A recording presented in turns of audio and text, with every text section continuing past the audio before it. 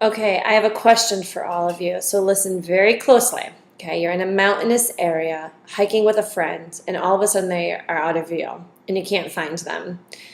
And the only solutions you have before you is to stay on your path and hope to bump into them, travel around the mountains and see if you can find each other again, maybe yell and try to follow those echoing voices, or to climb up to the top of the mountain and see if you can locate your friend that way. It's not a trick question. I know that every one of you knows the answer, and you're thinking, why is she asking such a dumb question? Because it's really like common sense to us, or that's what we think, that we would climb to the top of the mountain and look around us and find our friend that way. Makes sense. It's something that we feel like we've always known, and there's scientific basis to support that decision. The range of vision is determined by the altitude of the observer. So knowing that, we all would climb to the top of the mountain and look around us. But this question today got me thinking about the healing process.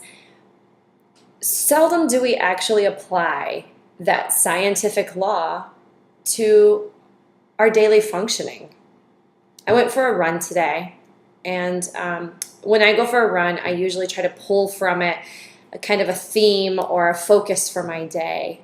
It's like meditation for some people. That's what running is for me. So while I was running, I was trying to think of all the challenges that I had to conquer today, all my tasks, and what mindset I was going to be in to get them completed, and by what time I would have them completed. But I couldn't focus. I was just getting so distracted by everything. A woman was checking her mail.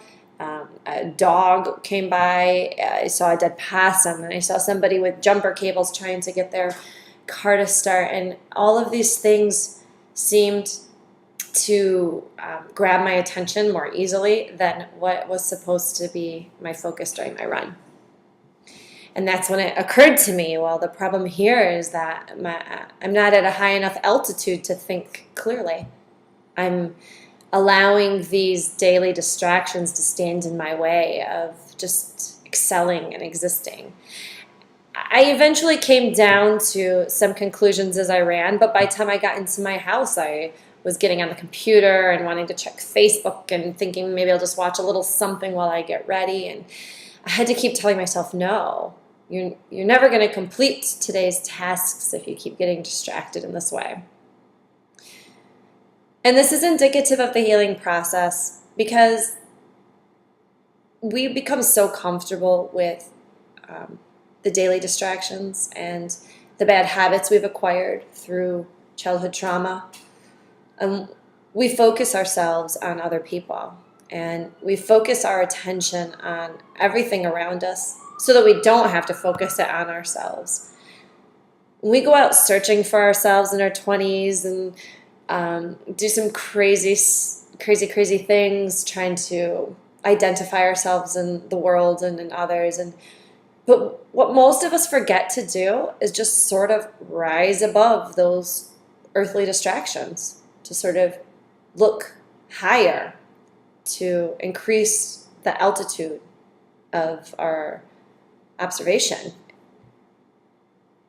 And that is what's required of the healing process. Not rising above isn't always going to be life-threatening. Some people go on to be very successful and own businesses and have great careers and have wonderful functioning families and have found a way to love and enjoy the people that surround them. But when we question whether or not we're healed from the pain of child molestation, if we're capable of inspiring others to heal from the pain of child molestation, when we question that, the only way to answer it is to ask, have I climbed that mountain? Have I really looked around me and seen life's calling? Or have I let all of these wonderful components of my life, and sometimes not so wonderful components of my life, distract me from doing that? Are all these great things that you've surrounded yourself with just another way of not focusing on you? Are you so sacrificial that you haven't taken a second to find out if you're even really completely healed or healthy?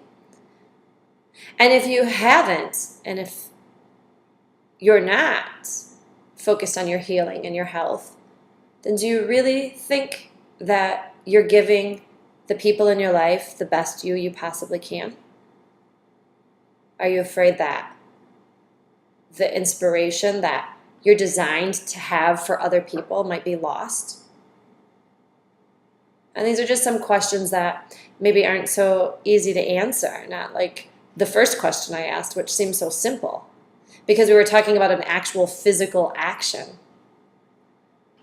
But when you think in terms of yourself and your healing and your pain, it's not so easy to apply what is actually a scientifically proven simple solution to discovery. I want to help people discover themselves. And that's why Papillon Libre is what it is. And we're going to start our healing groups, and I'm really excited because that's going to be the place where I get to help people climb those mountains. It doesn't matter who you are, where you think you are in the process. If you haven't climbed that mountain, if my second set of questions was just too hard to answer, then this is the place for you.